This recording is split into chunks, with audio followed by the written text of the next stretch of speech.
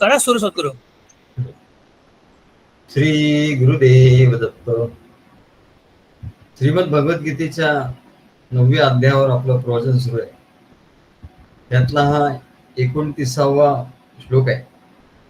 समोहम सर्वभूतेषु न मे द्वेष्योऽस्ति न प्रियः ये भजन्ति तुमां भक्त्या मयि ते तेषु चाप्यहम्.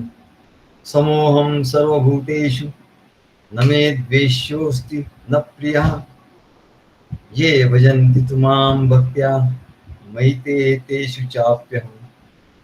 भगवान सांगतात की मी सर्व भूतमात्रामध्ये म्हणाले समभावाने आहे. मी सगळ्या भूतमात्रामध्ये आहे. जसं आकाश हे सर्व ठिकाणी व्यापलेलं आहे, समभावाने व्यापलेलं, तसं सर्व भूतमात्रामध्ये समोहम. मला कोणी न प्रिय आहे न कोणी अप्रिय आहे, की हा मला प्रिय आहे तो मला अप्रिय आहे असं माझ्या ठिकाणी नाही.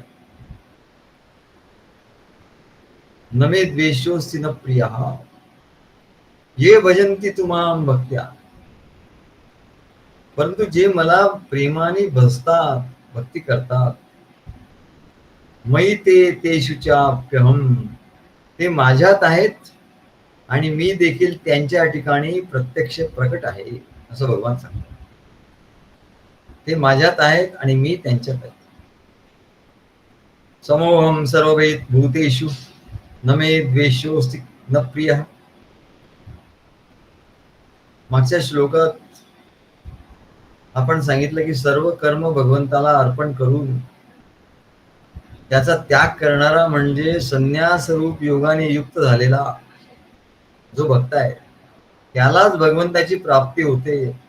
तो भगवत स्वरूप होतो, इतरांना होत नाही.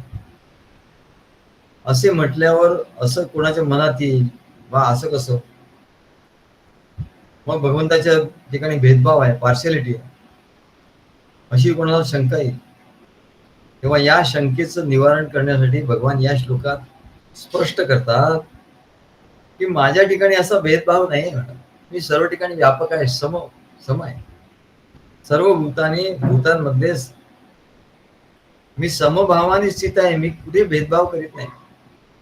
मी प्रत्येक मनुष्याच्या हृदयात आत्मा रूपाने आहे, अंतर्यामी रूपाने व्यापून राहिलो आहे. माझ्या ठिकाणी भेदभाव असता तर मी फक्त भक्तांच्याच हृदयात राहिलो असतो किंवा पुण्यवान लोकांच्याच हृदयात राहिलो असतो, अभक्तांच्या हृदयात राहिलो नसतो किंवा पापी लोकांच्या हृदयात राहिलो नसतो. पण असं नाही म्हणा. तो भक्त असो, अभक्त असो, पुण्यवान असो, पापी असो, विद्वान असो किंवा अडाणी असो, गरीब असो, श्रीमंत असो, माझ्या ठिकाणी काही भेद नाही. पण मी भक्त असो वा अभक्त सर्वांच्याच ठिकाणी अंतर्यामी रूपाने विद्यमान आहे. हेच भगवंताचं निर्गुण निराकार स्वरूप आहे. याच समोहम सर्व भूतेषु हे म्हणजे काय? या श्लोकामध्ये पहिल्या पादामध्ये भगवान सांगतात आपल्या निर्गुण स्वरूपाचं वर्णन करतात आणि दुसऱ्या पादामध्ये आपल्या सगुण स्वरूपाचं वर्णन करतात. हे लक्षात घेतलं पाहिजे, तर त्याचा अर्थ नीट लागतो. नाही तर बऱ्याच लोकांनी असं लिहिलं, आम्हाला आश्चर्य वाटलं. त्यांनी परमेश्वर निर्गुण निराकार परमेश्वर आहे त्याच वर्णन म्हणून घेतलंय. म्हणलं ह्यांना काय, ह्यांना कळलेलंच नाही. पहिल्या ओळीत जे सांगितलंय की मी सर्वांच्या ठिकाणी समान आहे, मला काही भेदाभेद नाही, हे निर्गुण निराकार स्वरूपाच्याच ठिकाणी संभवू शकतं. मला सगुण साकारच्या ठिकाणी नाही. म्हणजे दया दक्षतो साक्षीने पक्ष घेतो. तो म्हणतो हा माझा भक्त आहे आणि तू अभक्त आहे. तू रावण आहे आणि हा विभीषण माझा भक्त आहे आणि तू रावण आहे, तर तुला मी बाण मारणार काय, तुला सोडणार नाही. ते भेदभाव झाला, हा पार्शियालिटी झाली म्हणाले. काय भगवंत आहे पार्शियालिटी आहे? हा असू दे म्हणा. मी सगुण होतो तेव्हा असंच आहे म्हणा, निर्गुणच्या ठिकाणी नाही. समोहम सर्व भूतेषु मग तो रावण असो नाही तर कोणी असो, विभीषण असो, त्यांच्या ठिकाणी अंतर्यामी रूपाने मी समान. म्हणून हेच भगवंताचं निर्गुण निराकार स्वरूप आहे. आणि निर्गुण निराकार स्वरूपात जाणीवही नाही म्हणले आणि नेणीवही नाही. आपण मागच्या वेळेला बघितलं, जाणीव नेणीव भगवंती नाही. तो कोण भगवंत? निर्गुण निराकार भगवंत. त्याच्या ठिकाणी जाणीवही नाही आणि नेणीवही नाही. हा रावण आहे, या विभीषण आहे, अशी त्याच्या ठिकाणी काही, हा राक्षस आहे, या भक्त आहे, काही त्याच्या ठिकाणी जाणीव नाही आणि नेणीवही नाही. त्याच्यामुळे कुणाचा पक्ष घेणंही नाही आणि कुणाला दूर लोटणंही नाही. असं त्या निर्गुण निराकार समोहम सर्व भूतेषु. काय कोणाचा मला द्वेषही नाही, तिरस्कारही नाही आणि कोणाच्या बद्दल कोणी मला प्रियही नाही. काय ना काहू से दोस्ती ना काहू से प्यार, असं कबीराने सांगितलं. हे निर्गुणाचं वर्णन आहे. परंतु तोच भगवंत जेव्हा म्हणाले भक्तांच्या भक्तीने भक्त त्याची भक्ती करतात, तेव्हाच तो निर्गुण निराकार परमात्मा त्याचही काही चालत नाही. त्याला सगुण व्हावंच लागतं. त्याच्यातलं एक आहे म्हणा, तो म्हणले सर्वांपासून वेगळा आहे. पण फक्त एकच म्हणले गोष्ट आहे, एकच गोष्ट त्याच्या ठिकाणी पोहोचू शकते आणि ती म्हणजे भक्ती. भक्तीला तो नाही म्हणू शकत. तो निर्गुण निराकार आहे की सगुण साकार आहे माहिती नाही. भक्तीने त्याला हाक मारल्यानंतर त्याला सगुण साकार व्हावंच लागतो. म्हणजे तो सगुण साकार होतो आणि भक्ताच्या प्रेमाने त्याच्या हृदयात जागृत होतो. भक्ताच्या प्रेमावर ते सांगतात ना, या श्लोकात भगवंतांनी सांगितले की मी त्याच्या हृदयात आहे, तो माझ्या हृदयात आहे. तो माझ्या हृदयात आहे आणि मी त्याच्या हृदयात. म्हणजे प्रत्यक्षपणे मी त्याच्या हृदयात प्रगट होतो आणि तिथे खेळतो आणि तिथे आनंदाचा अनुभव आणून देतो. तसंच म्हणले भक्तही प्रेमाने भगवंताच्या हृदयात प्रकट राहतो. भक्त सद्गुरूंच्या ठिकाणी असतात, सद्गुरू भक्तांच्या हृदयात असतात. भक्त सद्गुरू भक्ताच्या हृदयात असतात म्हणून त्यांच्या ठिकाणी सद्गुरूंचे आपल्याला प्रेम, भक्ती, ज्ञान असते. आणि भक्त सद्गुरूंच्या ठिकाणी असतात त्याच्यामुळे भक्ताबद्दलचं प्रेम, करुणा, काय दया, असं सर्व त्या सद्गुरूंच्या ठिकाणी असतं. योगी आणि ज्ञानी लोक भगवंताला जाणून घेतात. योगी आणि ज्ञानी लोक काय करतात? भगवंताला जाणतात. पण भगवंताला मात्र ते प्रिय असतात असं नव्हे. भगवंताला विचारलं की योगी तुम्हाला जाणतात, ज्ञानी लोक तुम्हाला जाणून घेतात भगवंता, मग ते तुम्हाला प्रिय आहे की अप्रिय? ते भगवंत म्हणतील मला प्रिय नाहीत आणि अप्रियही नाहीत. ते मला प्रिय नाही म्हणा. ते मला प्रिय आहेत असंही म्हणता येत नाही आणि ते मला अप्रिय आहे असंही म्हणता येत. तसेच म्हणाले भगवंत त्याचा द्वेषही करत नाही, कारण द्वेष करण्याचं भगवंताला कारणच नाही. कारण भगवान समोहम सर्व भूतेषु असं म्हटलंय त्यांनी. भगवान म्हणतात, म्हणून भगवान म्हणतात की मी कुठे राहतो हे नीट म्हणले तुम्ही समजून घ्या. नारद ऋषीने विचारलं भगवंताला, भगवंता तुम्ही निश्चित सांगा की तुम्ही कुठे असता, कुठे राहता. ते भगवान म्हणतात, नारदा मी तुला खरं सांगतो, तुला असं वाटत असेल मी वैकुंठात राहतो किंवा योगी लोकांच्या ठिकाणी राहतो, त्यांच्या हृदय काय ते म्हणतात ना, योगी नाम हृदय रहो. तेव्हा नाम वसामी वैकुंठे. भगवान सांगतात मी वैकुंठात राहत नाही. नाम वसामी वैकुंठे योगी नाम हृदय रहो. आणि योग्यांच्या हृदयात जो नाद असतो तिथे पण मी नसतो. मग मी कुठे असतो? मद्भक्ता यत्र गायंती तत्र तिष्ठामि नारद. हे नारदा, माझे भक्त जिथे माझं गायन करतात, सगुण निर्गुण दोन्ही सांगत असतात. तिथे मी तिष्ठत उभा राहतो म्हणाले नारदा. मद्भक्ता यत्र गायंती तत्र तिष्ठामि नारद. म्हणजे भगवान भक्तांचा पक्ष घेतात. दया दक्षतो साक्षीने पक्ष घेतो, साक्षीने पक्ष घेतो. मग हा दया दक्षिण असा साक्षीने पक्ष घेणारा हा निर्गुण निराकार परमेश्वर असूच शकत नाही. हा सगुण साकारच असला पाहिजे तरच तो पक्ष घेईल ना. पक्ष घेण्यासाठी त्याला प्रगट व्हावं लागेल. तो अव्यक्त आहे, तो व्यक्त त्याला व्हावं लागेल तरच तो पक्ष घेईल. म्हणून भगवान म्हणतात की योग्यांच्या ज्ञानी लोकांच्या हृदयात मी राहत नाही. हा आत्मरूपाने राहतो पण मी प्रगट नाही राहत, प्रगट नाही होत. पण भक्तांच्या हृदयात मात्र मी राहतो, प्रगट राहतो. बघा, भक्तांच्या हृदयात मी प्रगट राहतो, जागृत राहतो. आणि म्हणून हनुमान स्वामींनी पद केले आहे, देव प्रेमात मी.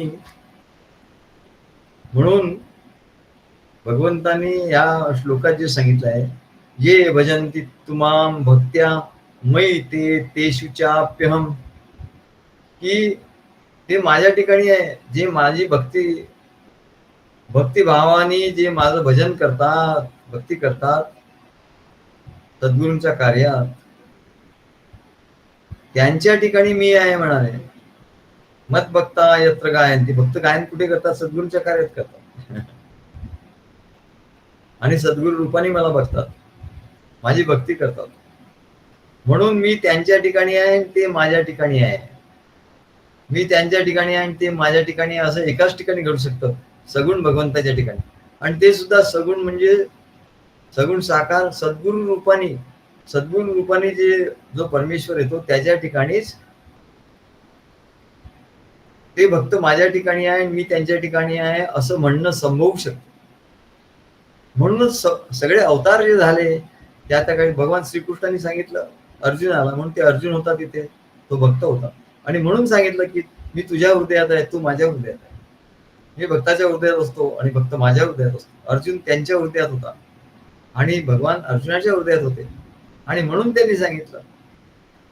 तसं म्हणाले, आता जर कोणी म्हणेल की भगवान श्रीकृष्ण माझ्या हृदयात आहे आणि मी त्यांच्या हृदयात आहे, तर भगवान म्हणले असं काही चालत नाही. हा, तुझ्या हृदयात मी असेल ठीक आहे, मान्य आहे, पण माझ्या हृदयात तू आहे असं काही सांगता येत नाही. कारण म्हणले मी अव्यक्त आहे, निर्गुण निराकार. ही सर्व म्हणले भक्तीची किमय आहे. भक्तीमुळेच भक्तांना माझा अनुभव येतो असं भक्त सांगतो, भगवान सांगतो. मला भक्तांचा अनुभव येतो आणि भक्तांना माझा अनुभव येतो. निर्गुण निराकार देव हा सगळ्यांच्या मध्ये सम आहे, समोहम सर्व भूतेश. पण त्या निर्गुण निराकार भगवंताला भक्ताचा भक्तिभाव किंवा भजन पोहोचतो. हा म्हणजे निर्गुण निराकार आहे, त्याच्या ठिकाणी काहीच लागू होत नाही. काय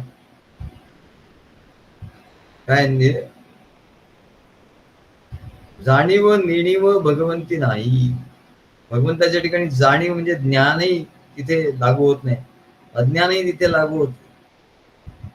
परंतु म्हणाले जिथे ज्ञान अज्ञान लागू होत नाही, ज्ञान पोहोचू शकत नाही ज्या भगवंताच्या ठिकाणी, तिथे भक्ती मात्र जाऊन पोहोचते. मग ती कोणी केलेली असो, स्त्री असो, पुरुष असो, बालक असो, अज्ञानी असो, पापी असो, पुण्यवान असो, त्यांनी भक्तीने त्याला हाक मारलं की झाला, ती त्याला निर्गुण स्वरूपाला आधी पोहोचते. आणि निर्गुण स्वरूपाला, हेच तर निर्गुण स्वरूपाचं वैशिष्ट्य आणि भक्तीचं वैशिष्ट्य आहे म्हणायचं. ती भक्ती निर्गुण स्वरूपात पोहोचते आणि तिथे पोहोचल्यानंतर तिथेच फक्त तो पोहोचते. आणि म्हणूनच ज्ञानेश्वर महाराजांनी सांगितलं, म्हणून ही अद्वैती भक्ती आहे. म्हणाले ते स्वरूप असं आहे, तिथे काहीच तिथे म्हणले काहीच चालत नाही त्या स्वरूपाच्या ठिकाणी. परंतु अद्वैती भक्ती आहे. परंतु अद्वैतामध्ये म्हणजे परमेश्वराच्या एकरूप झाला त्या अद्वैत रूपामध्ये तिथे द्वैत नाही. समूहम सर्व भूतेषु, या ठिकाणी मात्र एकच गोष्ट राहते, परंतु ते भक्ती राहे, भक्ती मात्र तिथे राहते. हे अनुभवावीन नव्हे बोला ऐसे, ह्याचा अनुभव घेतल्याशिवाय हे बोलणं बरोबर नाही. अद्वैती भक्ती राहे म्हणून ज्ञानोत्तर भक्ती सांगितली की ज्ञानानंतरही भक्ती पाहिजेच. अद्वैत झालं, तो परमात्मा स्वरूप झाला. आता तो परमात्मा स्वरूप झाला, मग आता भक्ती पाहिजे, ज्ञानोत्तर भक्ती. तेथे काही सण आहे, तिथे काहीच सहन होत नाही म्हणजे त्या परमात्मा स्वरूपाच्या ठिकाणी. असं ते परमात्मा स्वरूप आहे, निर्गुण निराकार. परंतु अद्वैती भक्ती राहे, परंतु अद्वैतात भक्ती राहते. हे अनुभवावीन नोहे बोला ऐसे. आता आम्ही ही मूवी वाचली तेव्हा आम्हाला लक्षात आलं, बऱ्याच वर्षापूर्वी वाचली. काय बाबा गोड बंगाल आहे काय माहिती नाही, ज्ञानेश्वर महाराज माहिती आहे असं म्हणून आम्ही सोडून दिलं. एक दिवस अचानक लक्षात आहे हे असं आहे, अद्वैती भक्ती राहे म्हणजे फक्त भक्तीच त्या अद्वैत स्वरूपात पोहोचू शकते, दुसरं नाही. आणि म्हणून तर तो भगवान अवतार घेतो ना, सगुण रूप होतो ना. तिथे भक्ती जर पोहोचली नसती तर तो सगुण झालाच नसता. आणि म्हणून तो सगुण झाला, सगुण साकार झाला. भक्ताने ध्रुवाने हाक मारली म्हणून तो सगुण साकार झाला, नरसिंहाच्या रूपाने आला. गोप गवळणी हाका मारल्या, अर्जुन, उद्धव, सर्व ऋषी मुनी आणि हाका मारल्या त्याला, म्हणून तो भगवान श्रीकृष्णाच्या रूपाने सगुण साकार झाला. तो निराकार होता, तो सगुण साकार झाला. म्हणून पण ती जी भक्ती आहे ज्यामुळे तो सगुण साकार झाला, ती भक्ती जर तुम्ही म्हणाल की झाला आता तो सगुण साकार झाला, मी त्याला अडवलं, तर ती भक्ती पूर्ण नाही म्हणाले. त्यामुळे आधीची जी भक्ती आहे, सगुण निर्गुण निराकाराला सगुण साकार होण्यास भाग पाडणारी जी भक्ती आहे, तिचं जरी महात्म्य असलं तरी ती म्हणले खरी भक्ती, पूर्ण भक्ती नाही, संपूर्ण भक्ती नाही.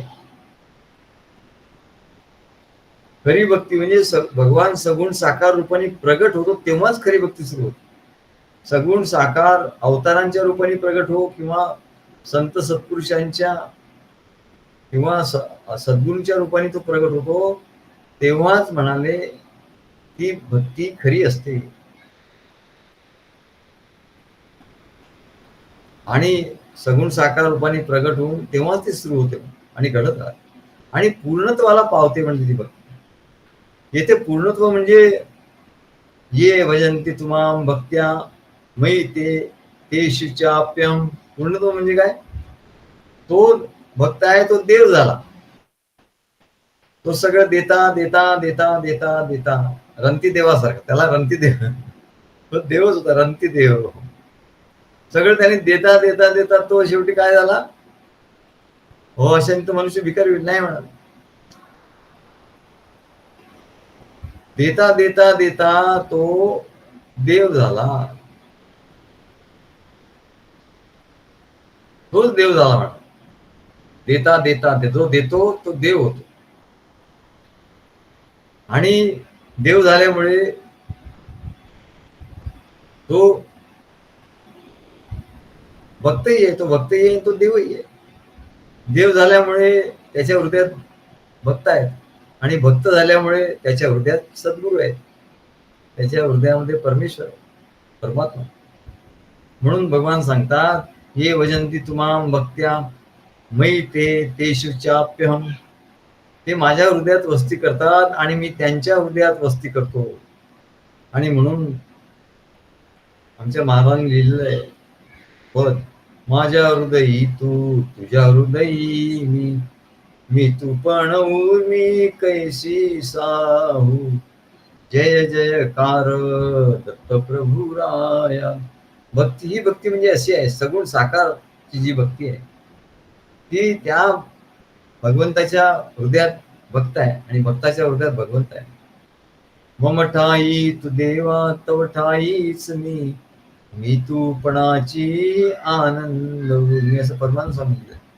अथांग व्यापक सागर तू, ह्या ठाई खेळेती लहर मी.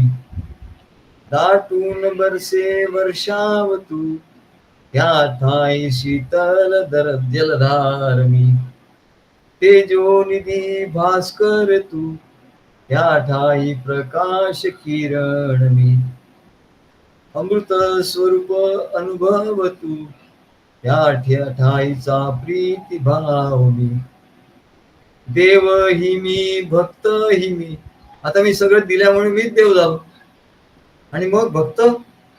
देव ही मी, भक्त ही मीच देव झाला, मीच भक्त आहे. परमानंदा ठाई उठल्या यावर मी. मग आम्ही ते एक पद दिलं, एक काय म्हणतात त्याला, गझल लिहिली ती गझल. आम्हाला असा प्रश्न विचारला की म्हणजे तुम्ही एवढे ज्ञानी आहे, तुम्ही एवढं ज्ञान सांगता, तुम्ही तुमचं एवढं ज्ञान आहे, तर मग तुमच्यात आणि तुमच्या सद्गुरूंच्या मध्ये काय फरक आहे? आम्हाला एकदम प्रश्न विचारला, आमच्याकडून एकदम उत्तर आतून आतून बाहेर आलं, एकदम अनफोल्डेड. विचार करावा लागला नाही. आणि त्याची ही गझल मध्ये अशी ओळ झाली, वो है शोला तो मैं उनकी एक चिंगारी हूँ, एक चिंगारी हूँ. ते मोठी आग आहे म्हणाले, अग्नी खूप मोठा. तर मी कोण आहे? तर तुम्ही विचाराल की मी कोण आहे? तो मैं उनकी एक चिंगारी हूँ, चिंगारी हूँ. तर म्हणले त्यांच्या समोर मी एक चिंगारी आहे, सद्गुरूंच्या पुढे मी एक चिंगारी आहे. आग एवढा मोठी आग आहे, त्याच्या समोर मी एक चिंगारी. असं स्फुल्लिंग निघाल. आज डोंबिवलीत मोठी आग लागली, आणि मगाशी एवढा जोरात आवाज झाला आपल्या, आम्हाला वाटलं की म्हणजे आमची बिल्डिंग पडली का काय, पण आम्ही वाचतो. म्हटलं नाही आपली बिल्डिंग नाही पडली, चला बचावलं. मग बाजूची बिल्डिंग पडली का काय, असं करता करता बघितलं तर तो 2-3 किलोमीटर वरून ती घटना घडली होती. फेज 2 मध्ये डोंबिवलीच्या ती घटना घडली. तिथे बॉयलर फुटला, आणि तिकडे म्हणले बरं एक कंपनीला आग लागली, त्याची आग पसरली तिकडून. कसं स्फुल्लिंग तिकडे गेल्यामुळे दुसऱ्या कंपनीत स्फुल्लिंग पडली, आणि तिकडे आग लागली. त्यानंतर तिसऱ्या कंपनीत आग लागल्या. अशा पुढच्या 3 कंपन्या जळाल्या. म्हणले आग म्हणजे काय असतं, आणि त्याची चिंगारीमुळे आग लागते. म्हणले आग पसरते कशी हो? चिंगारीमुळे, त्यातून उडणाऱ्या स्फुल्लिंगामुळे आग पसरली, आणि ती स्फुल्लिंगच मोठी आग होते. म्हणजे वो है शोला तो मैं उनकी एक चिंगारी हूँ, एक चिंगारी हूँ. मग आता मला तुम्ही विचारता, तुम्हीच उत्तर द्या. हो न हूँ मैं, हो न हूँ मैं, ये बताने की जरूरत क्या है. अरे मी काय कोणाचं तू विचारतो, हे विचारण्याची काही जरूर आहे का, राहिली आहे का? आता मी चिंगारी आहे, पण क्षणामध्ये मी मोठी आग होऊ शकतो ना. तसं म्हणले मी सद्गुरूंचा शिष्य आहे, पण मी मोठा देव होऊ शकतो. देव होऊ शकतो नाही, देव झालो म्हणा. प्रेम साहिब से जो लगाया है, वास्ता जिंदगी से फिर क्या है. मोठ्या आगीतून लहान लहान स्फुल्लिंग निघतात, आणि त्यांची शक्ती मात्र अपार असते. अणुची शक्ती किती असते? अणु किती बारीक असतो, सूक्ष्म असतो, पण त्याच्यातून अणुबाम जो होतो त्याची शक्ती केवढी असते. शहर बेचिराग करू शकतो, अशी अपार शक्ती एका स्फुल्लिंगात असते. अनेक मोठ्या आगी लावण्याचं सामर्थ्य त्याच्यात असतं. म्हणून इथे म्हटलंय, देव ही मी, भक्त ही मी. तू भक्त म्हणशील तर मी देवही आहे, आणि देव म्हणशील तर मी भक्तही आहे. परमानंदा ठाई उठल्या मी. महाराज सांगायचे आमचे, अणोरणीयान महतो महीयान. आम्ही ऐकून ठेवते काय बाबा महाराज म्हणतात, काही ते संस्कृत मध्ये सांगितलं, अणोरणीयान, अणुपेक्षा मी लहान आहे. आणि महत्वमयीयान तू म्हणशील जर अणु आहे तर मी मोठी आग आहे. भक्ता एवढा छोटा आहे म्हणलं तर भक्ता एवढा छोटा आहे आणि भगवंता एवढा मोठा आहे. भक्त कसा आहे? भक्ता एवढा छोटा आहे आणि भगवंता एवढा मोठा आहे. म्हणून सांगतात तुका आकाशा एवढा अनुरणिया तो कळा, तुका आकाशा एवढा, तुका आकाशा एवढा. म्हणून भगवान सांगतात या श्लोकात समोहम सर्वभूतेषु न मे द्वेषोऽस्ति न प्रियः ये भजन्ति त्वां भक्त्या मयि ते तेषु चाप्यहम्. श्री गुरुदेव दत्त.